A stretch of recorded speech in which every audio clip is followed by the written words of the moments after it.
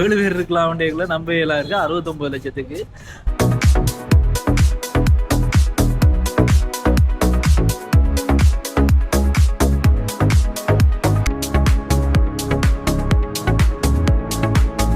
இருக்கலாம். இப்ப கடைசி சீட்ல இருக்கிறவண்டால ஆகலும் கஷ்டப்பட தேவையில்லை.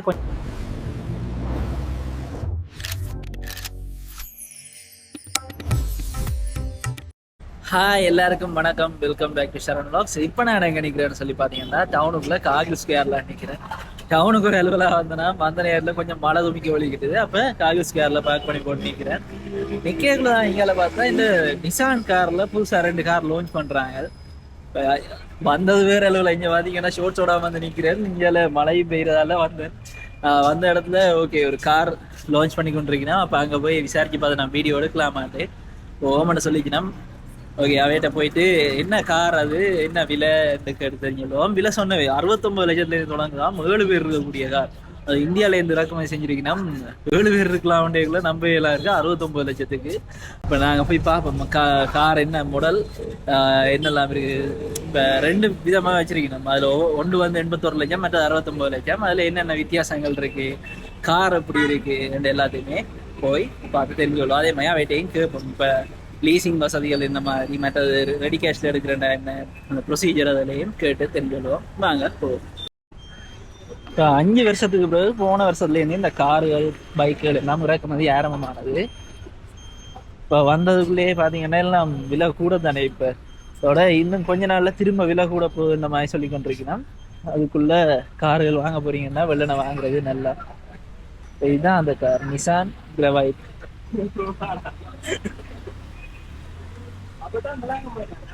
7 பேர் இருக்கக்கூடிய கார் பாருங்க. நான் உள்ளுக்கெல்லாம் காட்டுறேன்.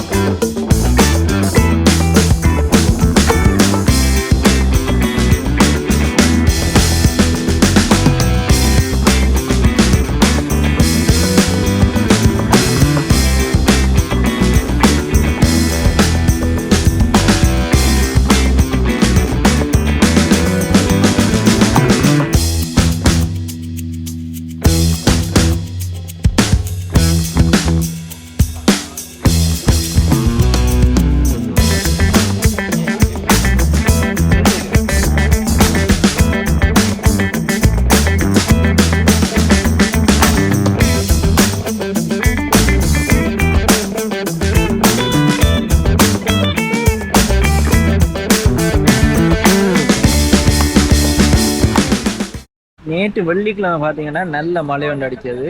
அதே மாதிரி இன்றைக்கும் அடிக்கும் போல தான் கிடக்கு பார்க்க. இந்த கார்கள் பார்த்தீங்கன்னா எல்லாமே பெட்ரோல் கார்கள் தான். இந்த ஹைபிரிட் இல்லை, அதோட மேனுவல் இல்லை, ஓட்டோ 2 காரும். இதுலேயே ஒரு கார் இருக்கு, அங்கால இன்னொன்று இருக்கு. அது 2 முறை மாதிரி தான் இருக்கு வெளியில இதுவாக்க. ஆனால் உள்ளூர் கொஞ்சம் ஸ்பெசிஃபிகேஷன்ல கொஞ்சம் வித்தியாசங்கள் இருக்கு. இதுக்கு முதல் பார்த்தீங்கன்னா நிசானில் மெக்னைட்ன்ற ஒரு கார் வந்தது. அதுவும் இந்தியன் தான். கிட்டத்தட்ட ரைஸ் மாதிரி, டொயோட்டா ரைஸ் மாதிரி ஒரு டிசைனில். அது 70 லட்சத்துலேருந்து போய் கொண்டு வந்தோம். 70 இல்லை 79 லட்சத்துலேருந்து. இப்போ அதே மாதிரி தான் நீங்கள் கிரவைட் வந்திருக்கு. கிரவைட் பார்த்தீங்கன்னா ஒரு 4 கலரில் இருக்குது. பின்னுக்கு போட்டிருக்கீங்க நம்ம என்னென்ன கலருன்னு சொல்லி. இப்போ இத்தனை கலர்கள்லேயும் இருக்குது, 4 5 கலர் இருக்குது. அதில் இங்கே டிஸ்பிளேக்கு வச்சுக்கிறது வெள்ளை கலர் தான். இப்போ ஒவ்வொன்றுக்கும் ஒவ்வொரு ஸ்பெசிஃபிகேஷன் வித்தியாசம் இருக்குன்னு சொன்னவே. இந்தந்த ஃபீச்சர்ஸ் வந்து இந்த காரில் இருக்குது. இப்போ நான் வந்து கார் பெருசாக எனக்கு தெரியாதுன்றால் தான் என்ன நார்மலாக தெரிஞ்ச விஷயங்களை சொல்கிறேன். இந்த பார்க்கிங் சென்சர் அது இப்போ முன்னுக்கும் சரி பின்னுக்கும் இருக்குது. இந்த ஏர் பேக் இருக்குது தானே, அந்த சைட்லேயும் இருக்குது. அதே மாதிரி முன்னுக்கு 2 பேருக்கும் இருக்குது. இப்போ இதில் மொத்தமாக 7 பேர் இருக்கலாம். இப்போ உங்களுக்கு மேலால் பார்க்க வியூ இப்படி தான் இருக்கும். இப்போ நீங்கள் வந்து ஃபேமிலியில் 5 பேர்னான்னு சொன்னால் இந்த சீட் எடுத்து விட்டீங்கன்னா நல்ல ஒரு ஸ்பேஸ் வரும். இல்லாட்டி ஒரு கொஞ்சம் பேக் வைக்கிற மாதிரி தான் இடங்கள் வரும் உங்களுக்கு. அதே இல்லை உங்களுக்கு நிறைய ஸ்பேஸ் வேணும் கொஞ்சம் பேர் நான் சொன்னால் அந்த 2 சீட்டையும் எடுத்து விட்டிங்கன்னா ஒரு நல்ல ஸ்பேஸ் நான் உங்களுக்கு காட்டுறேன், கிட்ட போய் பாருங்கள். இப்போ இது 81 லட்சம், அங்கால நிற்கிறது 69 லட்சம். இப்போ இதில் கொஞ்சம் ஸ்பேஸ் தான் இருக்கு. இப்போ 7 பேருன்னு சொன்னால் பேக்குகள் வந்து ஒரு கொஞ்சம் பேக் தான், இதுக்குள்ளே இந்த பெரிய பேக் வைக்கல, ஒரு சின்ன அந்த கருப்பு பேக் கொண்டு தெரியும் அந்த மாதிரி ஒரு 2-3 பேக் வைக்கலாம். அதே இந்த 2 சீட்டு இல்லைன்னு சொன்னால், இப்போ உங்களோட ஃபேமிலியில் 5 பேர் ரன் உங்களுக்கு 5 சீட் காணும்னு சொன்னால் இது 2டையும் எடுத்தீங்கன்னு சொன்னால் பெரிய ஒரு ஸ்பேஸ் வரும் இந்த இடத்துல. அது இப்போ நிறைய சூக்கேஸ்கள் எல்லாம் வச்சு கொண்டு போகக்கூடிய மாதிரி உங்களுக்கு இருக்குது. இப்போ இதில் 2 பேர், இந்த டேக்குள்ளே பார்த்தீங்கன்னா இதில் 2 பேரும் ஒரு சின்ன பிள்ளையும் இருக்கலாம். மற்றது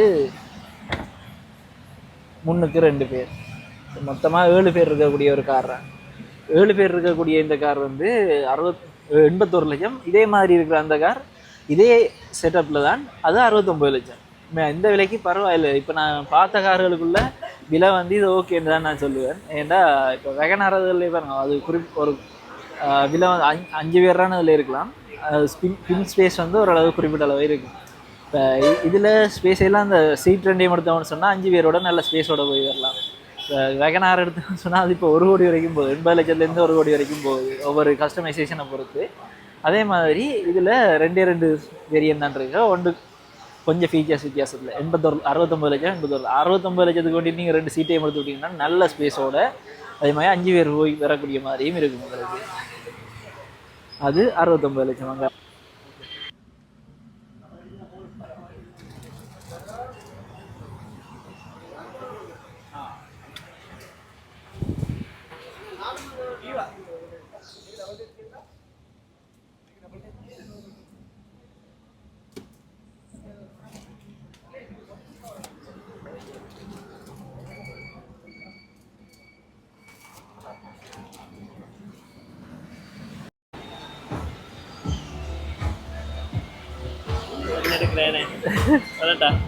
வெளிக்கிட்டியா? பாய்.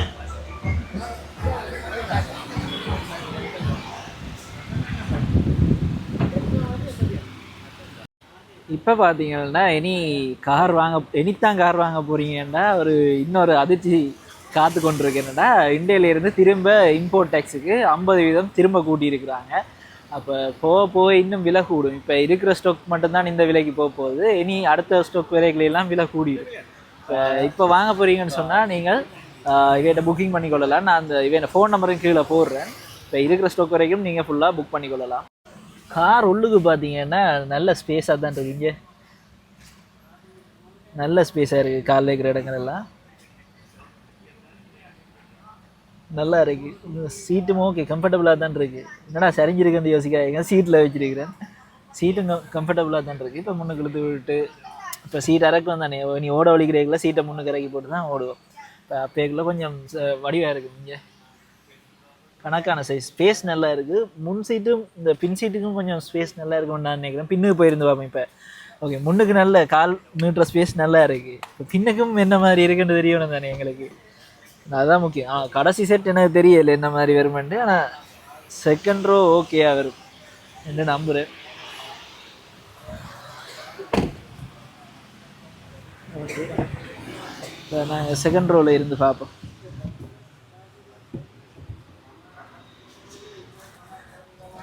ஓகே, இதுவும் கால் ஓகே, பிரச்சனை இல்லை, கம்ஃபர்டபுளாக தான் இருக்குது. கால் வச்சுட்டு இருக்கிறதுக்கு நார்மலாக இருக்குது.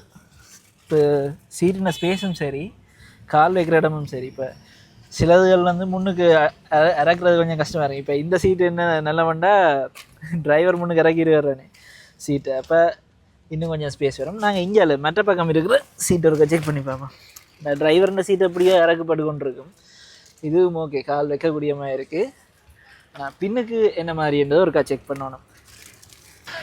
கொஞ்சம் அட்ஜஸ்ட் பண்ணி கொள்ளலாம். இப்போ அதால் 7 பேர் கம்ஃபர்டபுளாக போயிட்டு வரலாம். நானும் பார்த்தோன்னே யோசிச்சது ஓகே, இதுக்குள்ளே கால் வச்சுட்டு இருக்கிறது என்ன மாதிரி இருக்குன்ட்டு. ஓகே, இப்போ அந்த ஒரு சில எலக்ட்ரிக் கார்கள் வருது தானே. இப்போ எங்களோட ஆஃபீஸுக்கு போகிறதுக்கு கேப் போடுறது, அவன் ஆஃபீஸ் கேப், அதில் ஒரு எலக்ட்ரிக் கார் வந்தது இருந்தது தான். முன்னுக்கு கால் வந்து அந்த இப்போ இந்த சீட்டோட எங்களோட முழங்கால் இது மடியுது இல்லை, அதுக்கு இங்கே தான் இந்த காலுக்கும் சீட்டுக்கும் இடையில ஒரு கேப் ஒன்று இருந்தது. அப்போ அது கம்ஃபர்டபுளாக இருக்காது. இது ஓகே. பின்னுக்கு என்னண்டு போடுறேன்னு பார்க்கணும் பாரு. இப்போ சீட்டை இப்படி முன்னுக்கு இறக்கி போட்டு தான் நாங்கள் உள்ளுக்கு வருவோம். இதில் சீட் பெல்ட் லுக் பண்ண அப்படி இருக்குண்ணே.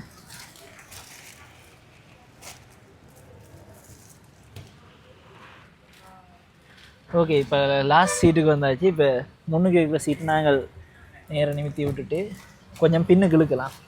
இப்போ இந்த சைட் பிடிச்சி இழுத்தோம்னு சொன்னால் பின்னுக்கு இது மட்டும் வரும். இப்போ எங்களோட கால் வந்து இதில் இருக்குன்னா இந்த சீட்டு கீழே போயிருந்தானே, இப்போ அதுக்கு பக்கத்தில் இப்போ இது வரைக்கும் வருதுன்னு சொன்னால் இப்போ முழங்காலோட முட்டி கொண்டு ஆகலும் இருக்காது. ஓரளவு ஓகே, ஓரளவுக்கு கம்ஃபர்டபுளாக இருக்கலாம். இப்போ கடைசி சீட்டில் இருக்கிறவன்றதால ஆகலும் கஷ்டப்பட தேவையில்லை. கொஞ்சம் சீட்டை முன்னுக்கு பின்னுக்கு அட்ஜஸ்ட் பண்ணி போட்டு அதுக்கேற்ற மாதிரி நாங்கள் இருந்து போய்கொள்ளலாம். 7 பேருக்கும் ஓகே. ஆனால் அந்த நான் சொன்ன மாதிரி பேக் ஸ்பேஸ் தான் கொஞ்சம் பிரச்சனையாக இருக்கும். இப்போ உங்களை விட 4 பேர் 5 பேர்றாண்டா பிரச்சனையே இல்லை. பின்னுக்கு இந்த 2 சீட்டையும் தூக்கி போட்டு நீங்கள் நல்ல ஸ்பேஸாக யூஸ் பண்ணி கொள்ளலாம். அதை இந்த இங்கே ட்ரிப் போகிறீங்க இல்லாட்டி எங்கேயா போய் வரீங்கன்னு சொன்னால் லக்கேஜுகள் எல்லாம் படியாக வச்சு கொண்டு போய் வரக்கூடிய மாதிரி இருக்கும். அந்த 2 சீட்டையும் ரிமூவ் பண்ணிட்டீங்கடா. இதில் ஒரு கைப்பிடி இருக்குது. இப்போ இதை இழுத்தவண்டா முன்னுக்கு பின்னுக்கு இறக்கலாம் இந்த சீட்டை. இப்போ இதை வச்சு முன்னுக்கு இறக்கலாம். இப்போ சீட்டுக்கு கீழே இன்னொரு பிடி இருக்குது, அதை பிடிச்சி நாங்கள் இந்த ஸ்லைடரை மூவ் பண்ணிக்கொள்ளலாம். இருக்கிறாங்க இப்போ எந்த சைஸுக்கு ஏற்ற மாதிரி நான் இதை கொஞ்சம் முன்னுக்கு விட்டேன்டாலும் கம்ஃபர்டபுளாக தான் இருக்கும். இப்போ அதே மாதிரி அந்த சீட்டு நிறைய கொள்ளலாம். அதால் ஓகே, நான் எப்படி 7 பேர் போகிறது சின்ன கிரிக்கெட்டில் இடிக்கு மெல்லோன்னு தான் யோசிச்சு கொண்டு வந்தேன். ஆனால் ஓகே, எனக்கு அந்த முழங்கால் மட்டுக்கு வந்து நிற்கும், இறுக்கமாக இருக்காது. இதை கொஞ்சம் முன்னுக்கு இறக்கினா சரி. இப்போ இது வந்து இங்கே மட்டும் இருந்தானே, இப்போ இதில் நிற்குது, இங்கே நின்றுதண்டா கூட ஓகே. இப்போதைக்கு நான் சொன்ன மாதிரி ஸ்டோக் இருக்கிற வரைக்கும் தான். இனி அடுத்த ஸ்டோக் வரணும்னு சொன்னால் இன்னொரு 50% வரி அடிஷனலாக வந்துடும். அதுக்கு முதல் நீங்கள் இந்த காரணம் இல்லை எந்த காரணாலும் முதல்ல வாங்கி வச்சு கொண்டீங்கன்னா நல்லா போல இருக்கு. இப்போ இதில் நாங்கள் பேர் அதில் சும்மா என்டர் பண்ணி பார்ப்போம்.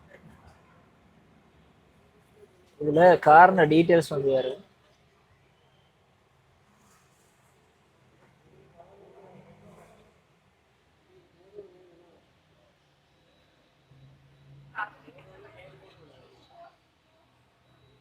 இதோட இங்கே பார்த்தீங்கன்னா அந்த நான் சொன்ன மாதிரி பின் 2 சீட்டு பார்த்தீங்கன்னா நல்ல ஸ்பேஸ் ஒன்று வரும். அது எப்படி எல்லாம் லக்கேஜ் வைக்கலாம் நாங்களே காட்டுறாங்க.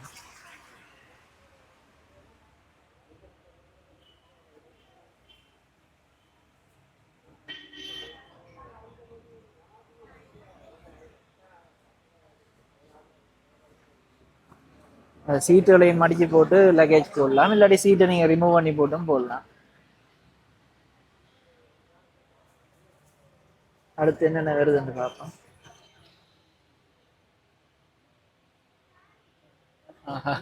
இதுல போட்டிருக்காங்க இப்போ இந்த வீணையை வைக்கிறேன்னா இதை வைப்பீங்க, இதை மடிச்சு போட்டு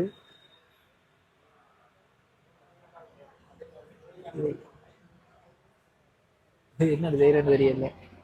அதில் ஒரு கேம் மாதிரி வச்சுக்கிறாங்க, 2 விளையாடலாம். நீங்கள் இப்படி பேக் பண்ணி எப்படி சாமான் வைப்பீங்க அதுக்குள்ளேன்னு சொல்லி காட்டுற மாதிரி ஒரு கேம் இருக்கு. இன்றைக்கு இங்கே அந்த காலேஜ் ஸ்கொயர் பக்கம் வந்தீங்கன்னா அதை செக் பண்ணி பாருங்க. நான் மழை கொஞ்சம் கொஞ்சமாக கூட வெளிக்கிடுது.